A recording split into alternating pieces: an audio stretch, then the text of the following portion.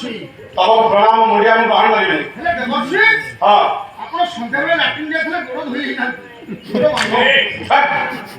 ଦେବଶ୍ରୀ ନାରଦଙ୍କୁ କିଏ କହିବା କଥା? ମୂର୍ଖ କହିଲେ ଦେବଶ୍ରୀ ଆମର ପ୍ରଣାମ ଗ୍ରହଣ କର।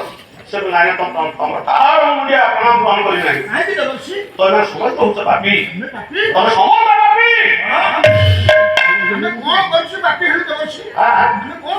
ତମେ ବାପା ମା ଦିଟାଙ୍କ ଧରୁଛୁ ନା ତମର ରୂପା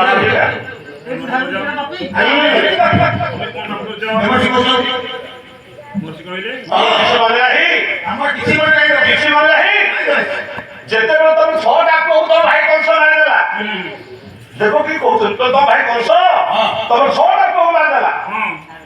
ଯୋଉ 6ଟା ପୁଅକୁ ମାରିଲା କଂସ, ସେ 6ଟା ପୁଅଙ୍କ ନାଁ କଣ ଆଜ୍ଞା? ଆପଣଙ୍କର ତ ଏପଟେ ଦଣ୍ଡ ନାଚ ଆମ ଢେଙ୍କାନାଳ ଅନୁଗୁଳ ଦଣ୍ଡ ନୃତ୍ୟ ସବୁ ଶ୍ରେଷ୍ଠ ଆଜ୍ଞା। ମୁଁ ଦଣ୍ଡସ୍ୱର ଗାଇବି, ଆଜି ଗୋଟେ ଯେ କାଲି ସବୁଦିନ ଦଣ୍ଡସ୍ୱର ଗାଇବି। ଓଡ଼ିଶା ସବୁ ମଞ୍ଚରେ ଆଜ୍ଞା ମୁଁ ଦଣ୍ଡସ୍ୱର ଗାଇଲେ ଲୋକ ସବୁ ରେକର୍ଡିଂ କରି ନେଉଛନ୍ତି। କହିଲେ ସାର୍ ଏଇ ସ୍ୱରରେ କେହି ଗାଉନାହାନ୍ତି। ମୁଁ କହିଲି ନାଇଁ ମୁଁ ଢେଙ୍କାନାଳ ଅନୁଗୁଳ ଢେଙ୍କାନାଳ ଗୋଟିଏ ଜିଲ୍ଲା, କୃଷ୍ଣା 2ଟା ଜିଲ୍ଲା ହେଇଗଲା, ଆମର ଗୋଟେ ଅବିଭକ୍ତ ଗୋଟିଏ ଜିଲ୍ଲା। ମୁଁ ଗାଇବି ଦଣ୍ଡସ୍ୱର ନିଶ୍ଚିତ ଗାଇବି।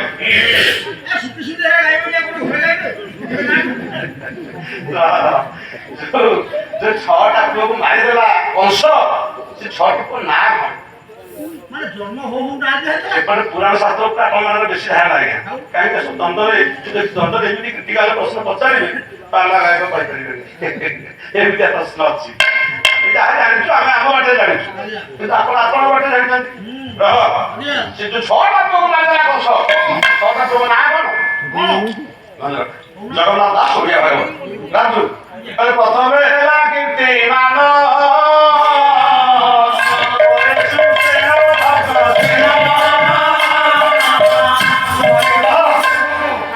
ଦେବକୀର 1 ନମ୍ବର ପୁଅଟି ଯୋଉ ପୁଅ କଂସ ମାରିଲା ତା ନାଁ ହଉଛି କୀର୍ତ୍ତିମାନ। 2 ନମ୍ବର ପୁଅଟି ନାଁ ହଉଛି ସୁଷେଣ। 3 ନମ୍ବର ପୁଅଟି ନାଁ ହଉଛି ଭଦ୍ରସେନ। ଆଉ 3ଟା ଆଉ ଗୋଟେ ପଦ ବିଦ୍ୟାଳୟ ପୁଅ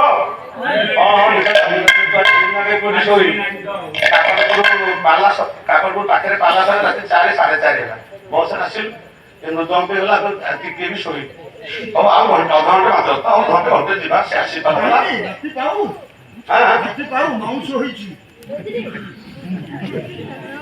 ତୁ ଆର ପାଲା ବାଲା ବିଶୁଦ୍ଧ ବସା ହয়ে দেখবে ତାଙ୍କ ବସା। ହଁ ତୁ ଆମର ଗାଈ ତୁ କହିଲେ 3ଟା ପୁଅ ବୋଲି। ଆଉ 3ଟା ପୁଅ ନା ରୁଜୁ ସାବ ଧର୍ମ ସହିତ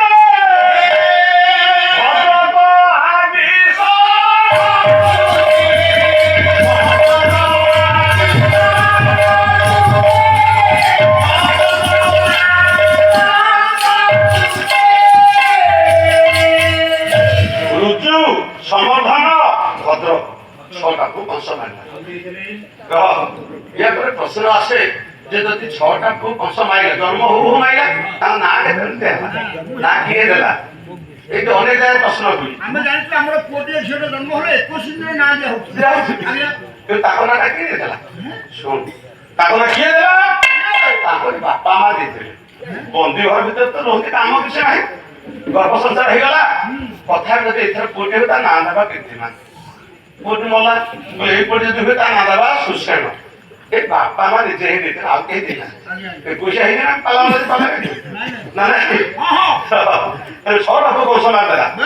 7ମ ଅନ୍ତର୍ଧ୍ୟାନ ହେଇଗଲା, 8ମ ଅଷ୍ଟମ ଗର୍ଭ ସଂସାର ହେଲା ପରେ ତମେ ବାପା ମା ଦିନ କଥା ହେଇଥିଲ, ବନ୍ଦୀ ଘରେ କଥା ହେଇଥିଲ।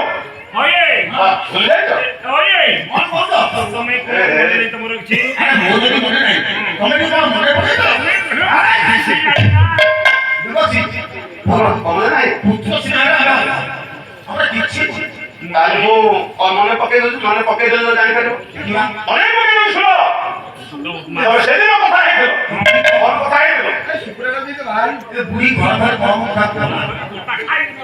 କହିଲେ ଏ ପୁଣି ଯଦି ମୋର ବଞ୍ଚି ରହେ କଣ କରିବି ନା ଅୟୁତେ ଧେନୁ ସମର୍ପିଲି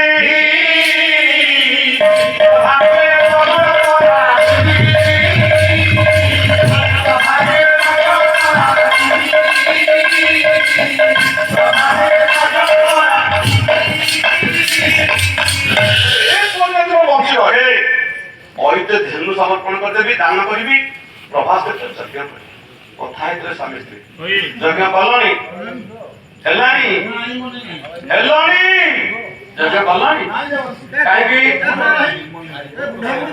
କହିଥିବା କଥା କିଏ ରଖେ ସିଏ ହେଉଛି ପାପୀ।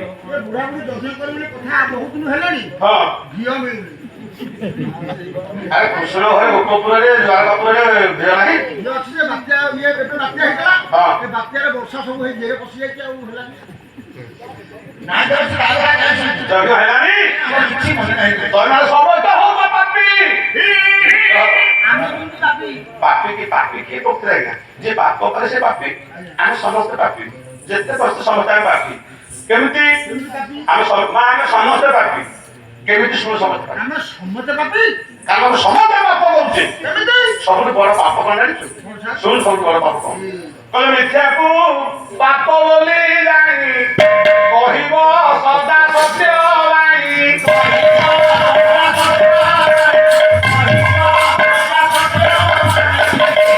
ମା ମିଛ କହିବା ସବୁଠୁ ହଉଛି ବଡ ପାପ।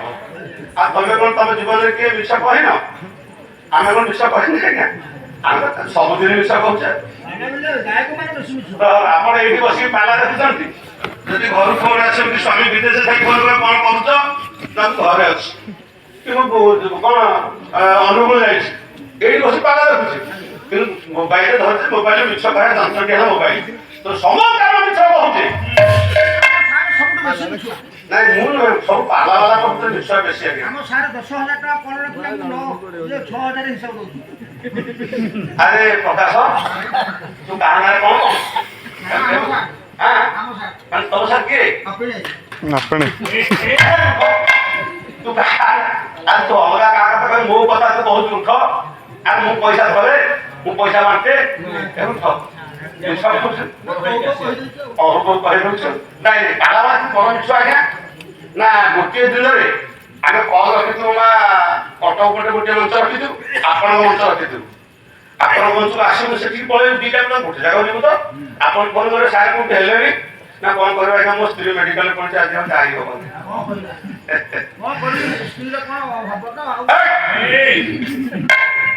ବୁଢା ହେଲେ ତ ସ୍ତ୍ରୀ କହିଲେ ମୋ ସ୍ତ୍ରୀ ଦେହ ଭଲ ମେଡିକାଲ ସ୍ତ୍ରୀ ଘରେ ଥବ ଆମେ ପାଲା ବନ୍ଧା ମିଛୁଆ ଦୁନିଆ ନାହିଁ ସେମିତି କହିଲେ ତମେ ସ୍ୱାମୀ ମିଛୁଆ କହିଥିବା କଥା ରଖିନ ତମେ ହେଲ ପାପୀ। ଏ ପୁଅ ଦିଟା ବି ପାପୀ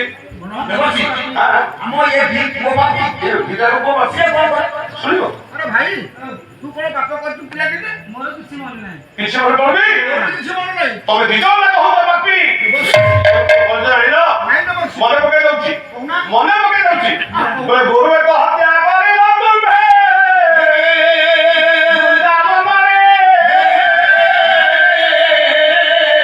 ନାରୀ ହତ୍ୟା କରିଥିଲ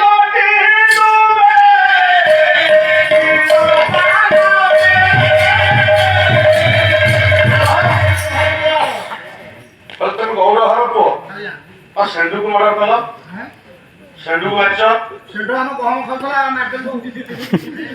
ଗୌର ଘର ପୁଅ ଷଣ୍ଢକୁ ମାରିଲ ଆରେ ଅନ୍ୟ କିଏ ଷଣ୍ଢକୁ ମାରିଦ ଅଲଗା କଥା ତମେ ଗୋପାଳ ଘର ପୁଅଟି ଷଣ୍ଢକୁ ମାରିଲ ଆଉ କିଛି କରିଲ ଅସୁର ହଉ ଷଣ୍ଢ ରୂପ ହେଇ ଆସିଲା ଷଣ୍ଢ ରୂପ ହେଇ ଆସିଥିଲା ନା ତମେ ତାକୁ ମାରିଛ ଗୋଟେ ଗାଈକୁ ମାର କରିଛ ଗୋଟେ ଆସିଲା ଧେନୁକାସୁର ଗାଈ ଭଳିଆ ରୂପ ହେଇ ଆଇଲା ଅସୁର ବି ହଉ ସେ ତ ଗାଈ ହେଇଥିଲା ନା ବଉଳ ଘର ପୁଅ ଗାଈ ମର୍ଡର କରିଲା ଶାଗ ଖାଇଲା ମୁଁ ତାକୁ ଛାଡିଥାନ୍ତି ବାଛୁରୀକି ମାରିଲ ଖାଲି ସେତିକି ନୁହଁ ବଡ ଠାକୁର ବୋଲି କହୁଛୁ ବିଚାର କରୁଛ ରଜା ବୋଲି ବିଚାର କରୁଛ ରାଜ ଘରେ ହେଇଥିଲ ବୋଲି କହୁଛ ନାରୀକୁ ମର୍ଡର କଲ ନାରୀ ହତ୍ୟା କଲ ନାରୀ ହତ୍ୟା କରିଲ 3 ଦିନ ହେଇଥିଲ ଏଇ ତ ସାନ ଭାଇ କୃଷ୍ଣ ପାଳ ସେ କରୁଛୁ ତାକୁ କହୁଛି ବିପିନି ପୁଅ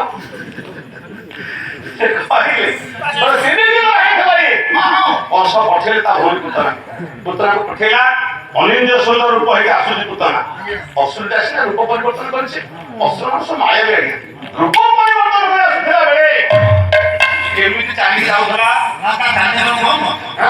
ଏ ବୋପା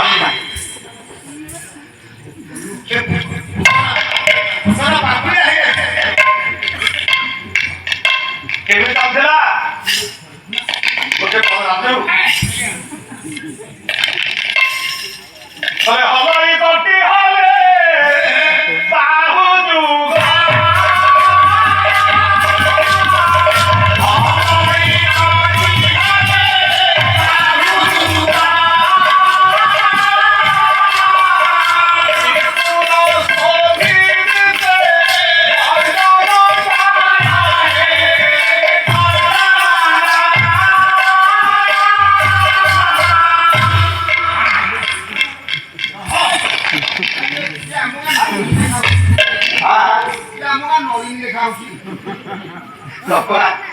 ତମ ନହେଲେ କଣ କରିବି ହଲେଇ କଟି ହଲେ ବାହୁ ଯିବ ହାତ ହଲେଇ ଅଣ୍ଟା ହଲେଇ ସେ ଆସୁଥାଏ ପୁତନା ଅନେକ ସୁନ୍ଦର ରୂପ ଧରି ଆସୁଛି ଗୋପାଳ ମାନେ କଥା ହେଲେ କହିଲେ ଆମ ଗୋପପୁରରେ ଯେତେ ଗୌରୀ ଅଛନ୍ତି କେତେ ଏମିତିଆ ସୁନ୍ଦରୀ ଗୌରୀ କେହି ନାହାନ୍ତି ଆମ ଗୌରୀ ପିଲା ଭିତରେ ତ ଏମିତିଆ ସୁନ୍ଦରୀ କେହି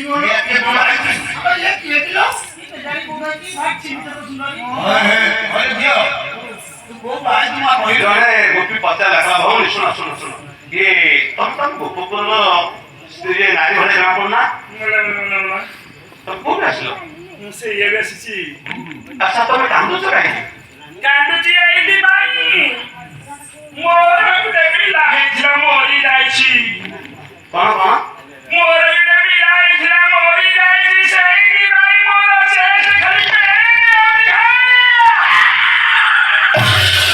କଣ କରିବି କାହାର ସବୁଳି ପିଲା ଅଛନ୍ତି କି ମୋର ଚେଷ୍ଟ ପେନ୍ ହଉଛି ଧୈର୍ଯ୍ୟ ଧରେ ତୁ ଯେମିତି ହଉଛୁ ତୁ ଗନ୍ଧବାଳ ହେଇଛି ମୋର ଗୋଟେ ପିଲା ହେଇଥିଲା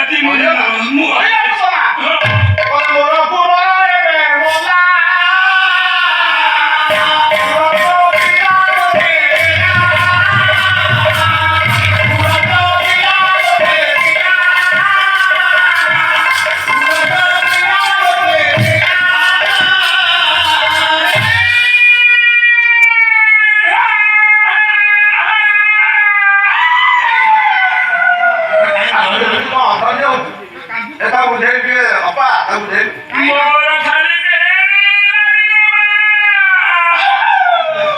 ଛୋଟିଆ ଛୁଆ କ୍ଷୀର ଦେବୁ ମୋ ଚେଷ୍ଟ ଖାଲି ପେନ୍ ହଉଛି ଗୋଟିଏ ଦଶ କୋଡିଏ ଟା ହଉଛି କାମ କରୁନ ପିଲା ଟିକେ ମୁଣ୍ଡ କାମ କରୁନ ଫେରେ କମ୍ପାନୀ ଧରୁନ ଶୁଣ ଆମର କାହାର ଛୋଟ ପିଲା ନାହାନ୍ତି କେବଳ ଆମ ନନ୍ଦରାଣୀ ଘରେ ଗୋଟେ ଛୋଟିଆ ପୁଅ ଜନ୍ମ ହେଇଛି ଏବେ ତୁ ଯଦି କ୍ଷୀର ପାଇବାକୁ ଚାହୁଁଛୁ ତୋର ଉରଦ ପୀଡା ହଉଛି ତୁ ସେଇଠି ଚାଲ ସେ ଗୋଟିଏ ଛୁଆ ତ ଗୋଟିଏ ପିଲା ହଁ ଗୋଟିଏ ପିଲା ସେ କୁଆଡେ ମୋର କଣ କରିବ ଚାଲେ ସେଇଠି ଚାଲେ ମୁଁ କଷ୍ଟ କରିପାରିବ ତାକୁ ନେଇକି ଗଲେ ନନ୍ଦରାଣୀ ଘରକୁ ନନ୍ଦରାଣୀ ଦଶଟାକୁ ଡାକିଲେ କହିଲେ ଏ ରାଣୀମା ଏ ରାଣୀମା ତାଙ୍କୁ ଦେଖିଲ ଏଇ କିଏ ସୁନ୍ଦର ନାରୀ ଜଣେ କିଏ ସୁନ୍ଦରୀ ବହୁତ ସୁନ୍ଦରୀ ସତର ସୁନ୍ଦରୀ ଭଉଣୀ ତମର କଣ ହେଇଛି ମୋର ଖାଲି ଚେଷ୍ଟ ପେନ୍ ହଉଛି 3 ଦିନର ପିଲା ହେଇଛି ତାଙ୍କ ପିଲାଟା ମରିଯାଇଛି ତ ମୋର ଉରଦ ଖାଲି ପିଲା ହଉଛି ଛୋଟ ଛୁଆ କ୍ଷୀର କହିଦେଲେ ତା ପିଲା ନଷ୍ଟ ଭଉଣୀ 35 ପିଲା ଦୋକାନ କର ତାକୁ ଗୋଟିଏ 35 ଟାକୁ ଧାରା ଏଇ ଗୋଟାକ ପିଲା ଏଇ କୋଉ ଗୋଳ ପାଇବ ଭଉଣୀ ମୁଁ ତ ବୁଢୀ ହେଲିଣି ମୋର କ୍ଷୀର ସବୁନି କାମ କର ମୋ ପୁଅକୁ ନେଇକି ତମେ କ୍ଷୀର ପାନ କରିଦିଅ ସେ ତ ଖୋଜିଥିଲା ସେ ବାଟଟା ସେ ବାଟ ଖୋଜୁଛି କହିଲେ ଦଶଟା ଘେନି ବନ ମାରି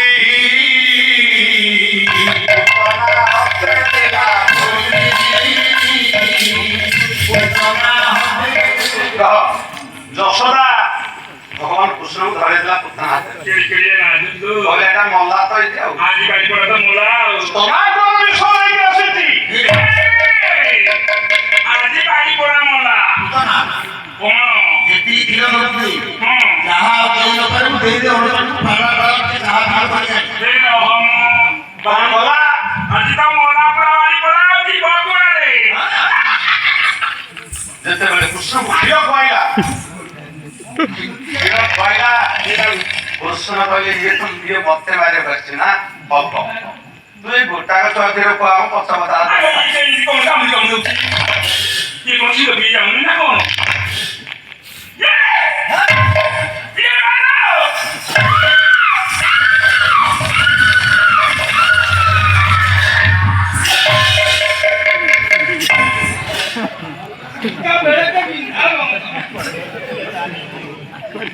ହେଲା କାମ କ୍ଷୀର ଖୁଆଇଲା ଷ୍ଟମାକରେ ବିଷ ଦେଇଛି ସେ କହିଲେ ଏଇଦିନ ମଲା ମୋ ଭାଇର ଶତ୍ରୁଟି ମରିବ କିନ୍ତୁ ହେଲା କଣ ପଞ୍ଚ ପରାଣ କ୍ଷୀର ସଙ୍ଗେ ରହିଲେ ଗୋବିନ୍ଦ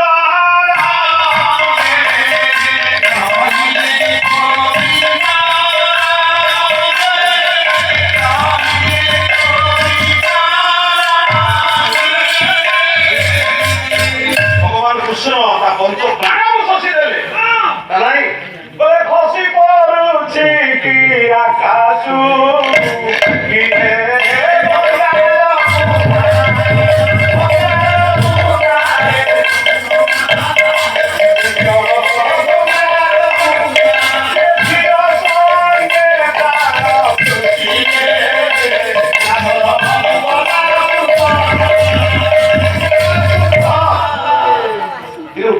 ଶୋଇଛି ତ ଜାଗେ ତା ଉଠା ଉଠା ଶୋଇ ପଡିବ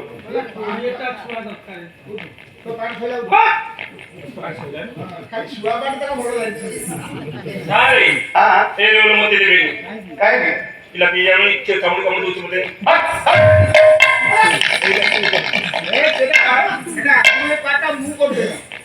ଫୁଟିଲାନି ବୋଲି ସିଏ କଲା ହେଲା କଣ ଦେବଶ୍ରୀ କହିଲେ ତମେ ଦି ଭାଇ କଣ କରୁଛ କେତେ ବାପ କରୁଛ ତମେ ପୁରା ଗୋଟେ ଷଣ୍ଢ ମାରିଛ କାହିଁକି ମାରିଛ ନାରୀ ହତ୍ୟା କରିଛ ତମେ ସମସ୍ତଙ୍କ ପାପି ଦେବଶ୍ରୀ ମୋ ବାପା ପାପି ମୋ ମା ପାପି ଆମେ ଦି ଭାଇ ପାପି ପାପରୁ ଯଦି ମୁକ୍ତି ପାଇବ ଦେବଶ୍ରୀ ସେ ବାପଟି ପାପ ମୁକ୍ତି ପାଇବ ତା ପାଇଁ ଗୋଟିଏ ବାଟ ଅଛି ଯଦି ମୁକ୍ତି ପାଇବାକୁ ଚାହୁଁଛ ତା ପାଇଁ ଗୋଟିଏ ବାଟ ଅଛି ନା କୋଉ ବାଟ ଅଛି କହୁନା ଶୁଣ ଦେଖ